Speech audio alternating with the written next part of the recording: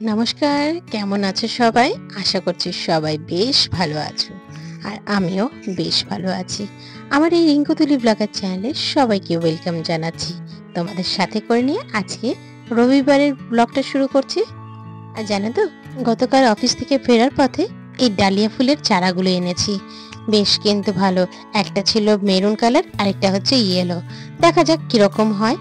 আর নার্সারির দাদাটা আমাকে বলে দিয়েছেন এখন এই মুহূর্তে যেন গাছে কড়ি না আসে, তাই কিছুটা বড় হতেই, প্রায় এক হাতের মতন বড় হতেই মাথাটা ভেঙে দিতে, তাহলে ডালটাও অনেকটা স্প্রেড করবে আর কড়িটাও ঠিক টাইম মতন ফুটবে।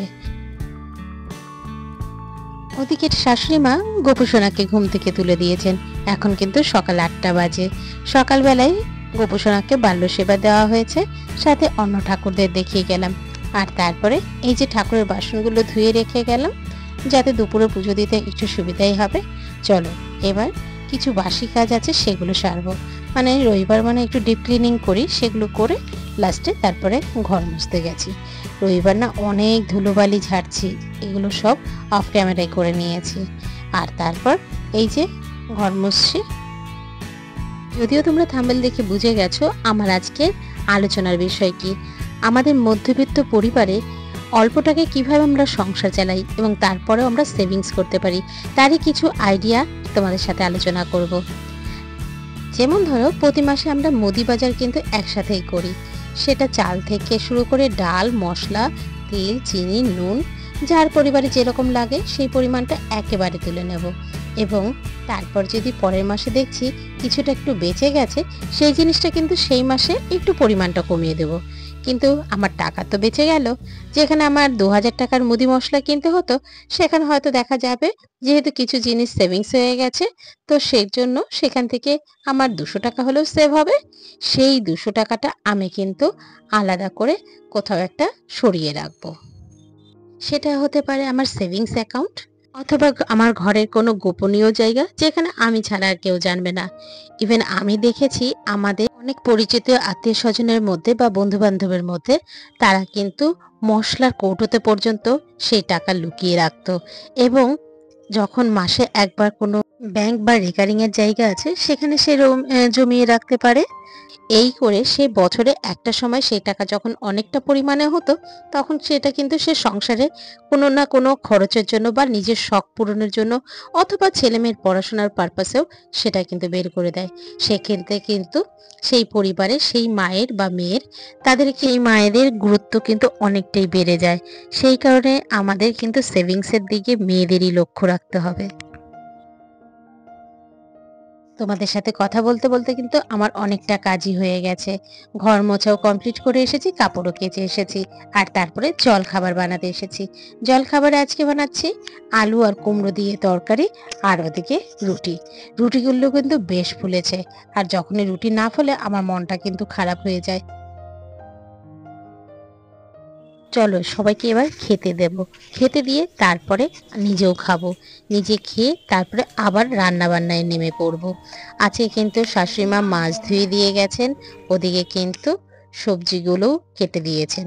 তারপরে উনি আবার দুপুরের পুজো করতে যাবেন। আমার হাজবেন্ড কিন্তু অলরেডি বাজার নিয়ে এসেছে, বুঝতেই পারলে।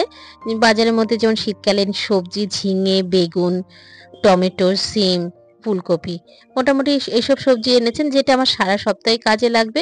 হ্যাঁ, দুই একটা মাঝে মাঝে শেষ হয়ে যায়, সেটা কাছেই বাজার আছে। তোমরা তো দেখতেই পাও, আমি যখন অফিসে যাই আমার ঘরের সামনে কিন্তু বাজার, তখন সেটা আমি কিনে নিতে পারি। আর এই ছোট ছোট এগুলো কি বলতো, জলপই। জলপই দিয়ে আমরা টক ডালটা খুব খাই। আর চলো এবার মাছের বাজারে কি কি এসছে সেগুলোও দেখিয়ে দিই। এটাকে বলে সামুদ্রিক মরলা। আর ওদিকে আর মাছ। এই আর মাছটা কিন্তু আমার বাড়িতে খুব খাওয়া হয়। আর এদিকে আছে চিকেন, যেটা এখন এ বেলাতে রান্না করব না, রাতে করব। কেন জানো? নাহলে না ছেলেটা আমার একদম মাছ খাবে না, একদম মাছ খেতেই চায় না। আমি জোর করেই মাছ খাওয়াই, না হলে ও মাছ খেতেই চাইবে না। তাই দিনের বেলা বেশিরভাগই রবিবার হলে মাছ করি, আর রাতের বেলা চিকেন করি। কি করে, কারণ ও না হলে যে খাবে না। তো যাই হোক, এখন প্রায় 11টা বেজে গেছে, আমার আর মাছ সমস্ত ভাজা হয়ে গেছে। ওদিকে মরলা মাছকে নুন হলুদ মেখে রেখেছি আর মাংসটাকে ম্যারিনেট করব। আর এদিকে উচ্ছেটাকে নুন দিয়ে মেখে রেখেছি, তাহলে না উচ্ছে ভাজতে বেশ নরম হয়। আমার ব্লগে প্রায় সময় আমি চেষ্টা করি যেন একটা হলেও কোনো রেসিপি শেয়ার করি। তো আজকে যে রেসিপিটা শেয়ার করব ভাঙাচোরা শুক্তো। যদিও এটা অনেক আগেই আমার ব্লগে অনেকবারই দেখিয়েছি, তবু আরেকবার বলে দিচ্ছি যারা নতুন আছো। এখানে কড়াতে রাঁধুনি ফোড়ন দিয়েছি আর সাথে মেথি তেজপাতা, আর তারপরে সবজির মধ্যে দিলাম ঝিঙে, আলু, পেঁপে আর বেগুন। এই দিয়ে সবজিটাকে একটু নাড়াচাড়া করব। আর জানো তো আমরা কিন্তু এই ভাঙাচোরা শুক্তোর মধ্যে মাছের আইটেম দিই। তো মাছের আইটেমের মধ্যে কি দেবো বলো তো আজকে? আর মাছের মাথা দেব। সেটা কিন্তু বেশ ভালো লাগে। তারপর নুন হলুদ দিয়ে বেশ ভালো করে মজাবো, মাঝে মাঝেই ঢাকা চাপা দিয়ে আর নাড়াচাড়া করে দিতে হবে। আর একদম কিন্তু সবজিগুলোকে ঘেঁটে দিতে হবে, যাতে সবজিগুলো একদমই গোটা গোটা না থাকে। তারপর লাস্টে আদা বাটা এই দিয়ে মাথা দিয়ে তুলে নেব। যদিও আমার ছেলে মাথাটা খেতে ভালোবাসে না, সেই কারণে ওর জন্য মাথা দেওয়ার আগে তুলে নিচ্ছি। এরপর মাথা দিয়ে আর কাঁচা সর্ষের তেল দিয়ে কিছুক্ষণ নাড়াচাড়া করে এই আমার ভাঙাচোরা শুক্তো রেডি। যারা আমাদের বাঙালরা আছো তারা তো খেয়েছই, আর যারা খাওনি একবার ট্রাই করে দেখো, বিশ্বাস করো খুব ভালো লাগে। এরপর আর মাছ দিয়ে করবো ঝোল, তাতে ফুলকপি, সিম, বেগুন, আলু আর বড়ি দিয়ে করব। এই রেসিপিটা আর তোমাদের সাথে শেয়ার করলাম না। চলো তৃতীয় পয়েন্টে যাই, সেভিংসের। সেভিংসটা আরেকভাবে করা যায়। আমরা তো প্রায় সময় যে রেস্টুরেন্টে খেয়ে থাকি, সেই সময় রেস্টুরেন্টের খাবার না খেয়ে তখন যদি আমরা সেটাকে ইউটিউবের সাহায্য নিয়ে সেই খাবারটা যদি আমরা ঘরেই রান্না করি, তাহলে দেখবে আমাদের অনেকটাই কিন্তু সেভিংস হবে। সেভিংসের পাশাপাশি সেটা কিন্তু হেলদিও হবে। আসলে বাইরের রান্নার যে তেল মশলা বলো যাই ব্যবহার করুক, সেগুলো কিন্তু সঠিক রকম ঠিকঠাক থাকে না অনেক সময়। তো সেই কারণে সেই রান্নাটা যদি আমরা ঘরে রান্না করে খাই, দেখবে অনেকটা আমাদের যেমন সেভও হচ্ছে, আমাদের শরীরের জন্যও ভালো। তোমাদের সাথে কথা বলতে বলতে আমার কিন্তু মাছের ঝোল প্রায় কমপ্লিট। নামানোর আগে একটু পিঠালি দিলাম আর ধনেপাতা আর কালো জিরের গুঁড়ো এই মোটামুটি দিলাম, তাতে কিন্তু ঝোলের স্বাদটা বেশ ভালো হয়েছে। চলো এরপরে মরলা মাছ ভাজবো। আর মরলা মাছ ভাজা হলে থাকলো উচ্ছে ভাজা। এইটুকু হলে আমার মোটামুটি রান্না শেষ হবে। আমার এই ব্লগ ভিডিওর কোনো অংশ যদি তোমাদের ভালো লেগে থাকে, তাহলে একটা লাইক কমেন্ট করে দিয়ে যেও। আর তুমি যদি আমার চ্যানেলের নতুন বন্ধু হয়ে থাকো, চাইলে আমার চ্যানেলটাকে সাবস্ক্রাইবও করতে পারো। আর তুমি যদি অলরেডি এই কাজটা করেছো, তোমাকে অসংখ্য ধন্যবাদ। এই রান্না করতে করতে আমি এতগুলো বাসন ধুয়েছি জানো তো। এদিকে কিন্তু ভাত আমার কমপ্লিট, আর ওদিকে মাংসটাকে ম্যারিনেট করে ফ্রিজে রেখে দিলাম, এটা রাতের বেলা করব। আর ওই যে মরলা মাছটা যেই ভাজতে বসিয়েছি, সেটাকে তুলতে পারছি না।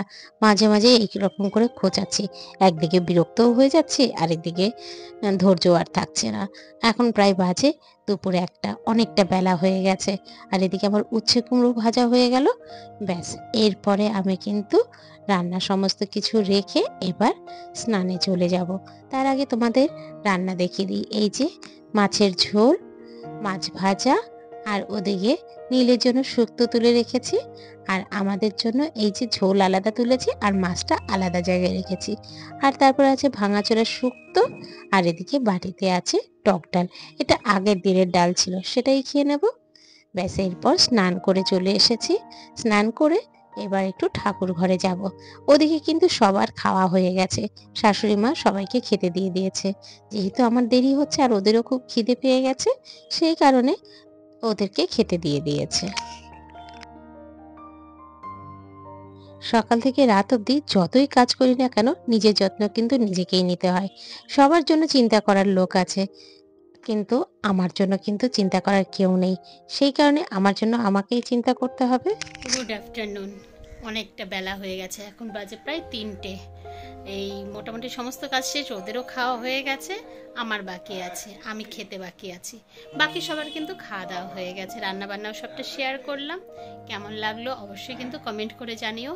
শীত পড়ে যাচ্ছে, বাচ্চাদেরকে সাবধানে রেখো। ওরা মুখে বলতে পারে না, কিন্তু ওদের জন্য কিন্তু আমাদের মাওদেরই ভাবতে হয়। তো যাই হোক, দেখতে থাকো বাকিটুকু। কেমন লাগলো অবশ্যই কিন্তু কমেন্ট করো। আমি তো সবার খাওয়া হয়ে গেছে, এবার আমার বাকি। তার জন্য আমি গুছিয়ে নিয়েছি মরলা ভাজা, ওদিকে শুক্তো ঘন্ট, উচ্ছে কুমড়ো ভাজা, ওদিকে শাক ভাজা, আর ঝোল তো আছেই, মাছের ঝোল। এরপরে খাওয়া-দাওয়া করে কিছুক্ষণ কিন্তু বিশ্রাম নিলাম। একটু ঘুমিয়েছিলাম। এই রবিবার দিনটা এই সময় ঘুমানোটা যেন আমার সারা সপ্তাহের এনার্জির কাজ করে। আর তারপরে আবারও দেখা হচ্ছে তোমাদের সাথে সন্ধ্যের পর। সন্ধ্যের ধূপ-ধুনো দেওয়া হয়ে গেছে, ঠাকুর পুজো করা হচ্ছে, আর তারপরে একটু চা করব। চা খাবো সবাই মিলে।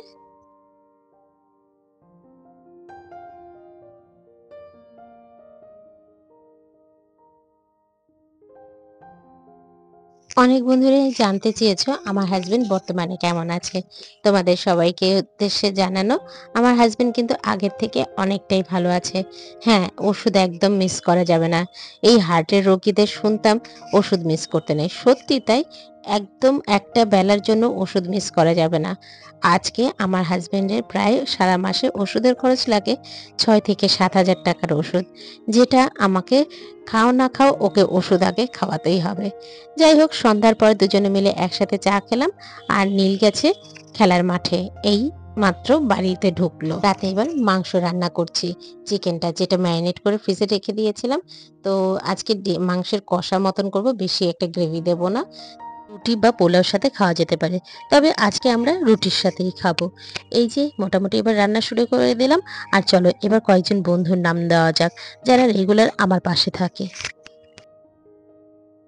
তাদের মধ্যে ফেরোজ আলম, সুব্রত পাল, পম্পা কবিরাজ, কমলা, তিথি ব্লগ, রিনা ব্লগ, গায়ত্রী পোদ্দার ওরফে আমার বড় ননদ, সহলী সাহা, অর্পিতা গিরি, সোনালী সাহা, প্রিয়াঙ্কা নস্কর, ধীমান দাস, তার মানে আমার সেজ বোনের হাজবেন্ড, বা সেজ বোনই হয়তো দেখেছে, কমেন্টটাও ওই করেছে।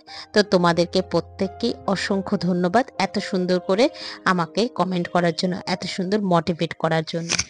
এদের মধ্যে এক বন্ধু আমাকে বলেছে, এখানে যদি আমরা ভিডিও করি সেটা আমাদের কাছে একটা স্মৃতি হয়ে থাকবে।